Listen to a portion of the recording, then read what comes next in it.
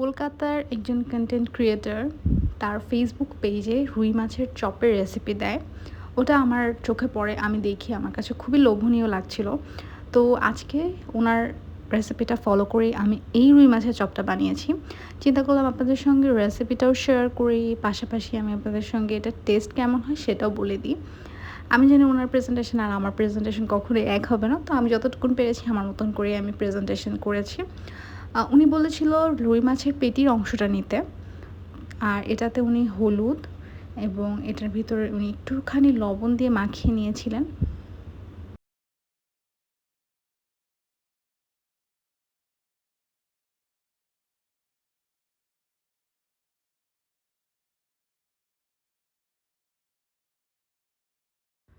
মাছটাকে উনি ম্যারিনেট করে অনেকক্ষণ পর্যন্তই রেখেছিল ঢেকে। তারপরে উনি মশলা বানিয়ে নিয়েছে। তো আমি এখানে মশলার জন্য কিছু স্পেসিফিক জিনিস ইউজ করছি। উনি অনেক কিছু ইউজ করেছে। তার ভিতরে মেবি ধনিয়া, রাঁধুনি এসব জিনিসপত্র ছিল। তো আম্মু যে মশলাটা বানাইছে, গুঁড়া মশলা, ওটার ভিতরে সবগুলো ইনগ্রিডিয়েন্টস আছে। পাশাপাশি আরও কিছু মশলা উনি দিয়েছে, যেমন গোলমরিচ, শুকনো মরিচ, এসব ইনগ্রিডিয়েন্টসগুলো আমি একে একে এখানে অ্যাড করব। এগুলো একটু ভেজে নেব আর কি এখানে। উনি আস্ত দিয়ে ভেজে তারপর গুঁড়া করেছিল। তো আমি পাউডার দিয়ে এটাকে ভেজে নিচ্ছি। একটু লবণ দিয়ে ভেজেছিল। উনি বলেছিল যে লবণ দিয়ে ভাজলে নাকি ফ্লেভার খুব ভালো আসে।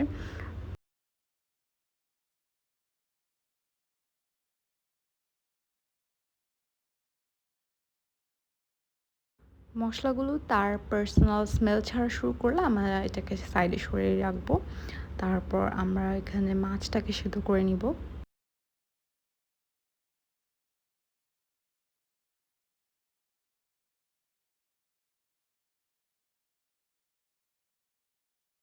তো চুলায় মোটামুটি মিডিয়াম ফ্লেমে মাছগুলোকে সেদ্ধ করেছি। আর দেখেন পানিটা একদম শুকিয়ে গিয়েছে, কালার চলে আসছে মাছে।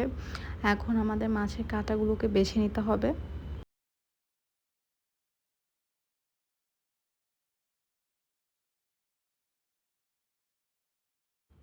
মাছের কাঁটাগুলোকে বেছে মাছটাকে এরকমভাবে একটা ডোয়ের মতন করে নিয়েছি। এবার আমরা একটা কড়াইয়ে কিছুটা পরিমাণ সরিষার তেল দিয়ে নিচ্ছি। আর সরিষার তেলের সাথে আমরা এখানে ব্যবহার করছি রসুন কুচি। রসুনটা একটু ভেজে নিতে হবে। তারপরে রসুনের স্মেল ছাড়া শুরু করলে আমরা এখানে দিয়ে দিব কুচি করে রাখা পেঁয়াজ এবং মরিচও আমরা কুচি করে নিয়েছি। তো মরিচটা কেউ চাইলে মিহি কুচি করে নিতে পারেন, বাট আমি আসলে খুব একটা মিহি কুচি করিনি মরিচটাকে। বাট যার রেসিপিটা আমি দেখেছি তিনি কিন্তু মরিচটাকে মিহি কুচি করে নিয়েছিল।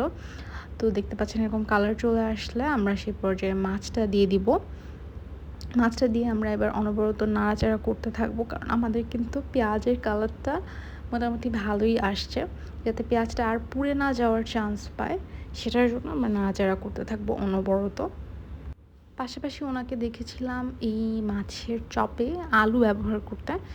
আর আমি এখানে একটা আলু খুব ভালো করে খোসাটা ছাড়িয়ে এটাকে সেদ্ধ করে নিয়েছি, সেটা এখানে আমি গ্রেট করে দিচ্ছি। এবারে গ্রেট করে নেওয়া সেদ্ধ আলুটার সঙ্গে মাছটাকে খুব ভালোভাবে মিশিয়ে নিতে হবে। আর এখানে একটু লবণও দিতে হবে, সাথে এই ভাজা মশলাটাও ব্যবহার করতে হবে। আপনারা যদি মাছ সেদ্ধর সময় বেশি পরিমাণে লবণ দিয়ে থাকেন তাহলে আর এখন লবণ ব্যবহার করতে হবে না। তো যেহেতু এখানে আমি মাছ সেদ্ধ করার সময় মোটামুটি ভালো পরিমাণেই লবণ ব্যবহার করেছি, তো এই পর্যায়ে আমি আর লবণ দিলাম না। এবার এমন থিক কনসিস্টেন্সি হয়ে যাওয়ার পরে নামিয়ে নিয়েছিল।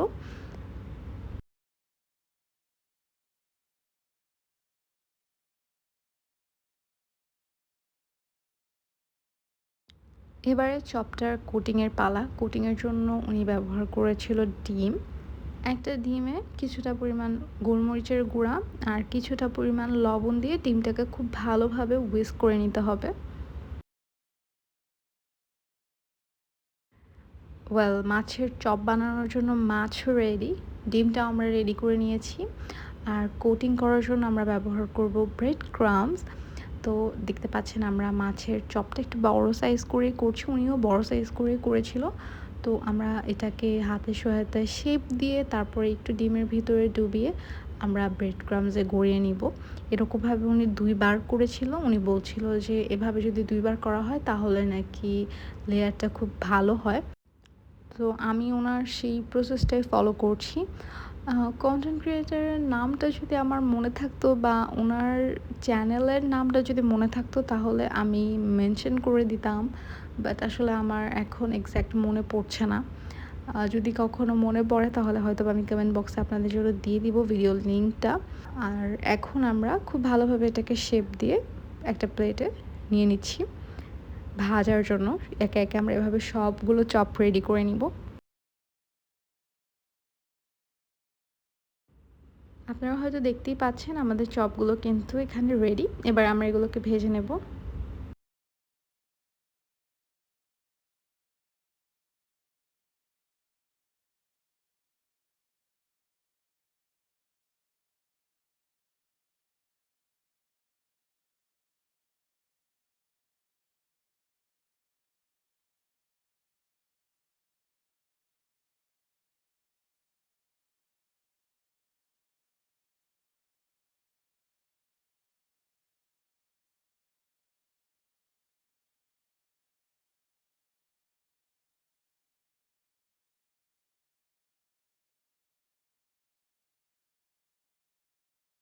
চপগুলোকে একটু মিডিয়াম লো আঁচে ভেজে নিলেই ভালো হবে, তাহলে কালারটাও আসবে আর জিনিসটাও ভালোভাবে ভাজা হয়ে যাবে।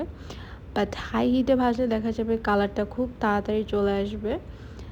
আর এই হচ্ছে আমাদের টোটাল চপগুলো। আমার আউটার লেয়ারটা খুবই ক্রিস্পি হয়েছে, দেখে খুবই ভালো লাগছিল আর ইনসাইডটা এতটা সফট। আর এটা আমি টেস্ট করে দেখেছিলাম, আলহামদুলিল্লাহ অনেক মজা হয়। মশলাটা যদি আপনি অ্যাড করেন সেই মশলাটার কারণে কিন্তু এটা খুবই মজা হবে। তো ট্রাই করে দেখতে পারেন, আমি বলবো আপনাদেরকে ট্রাই করেন, ট্রাই করে আমাকে জানান যে আপনাদের কাছে কেমন লেগেছে।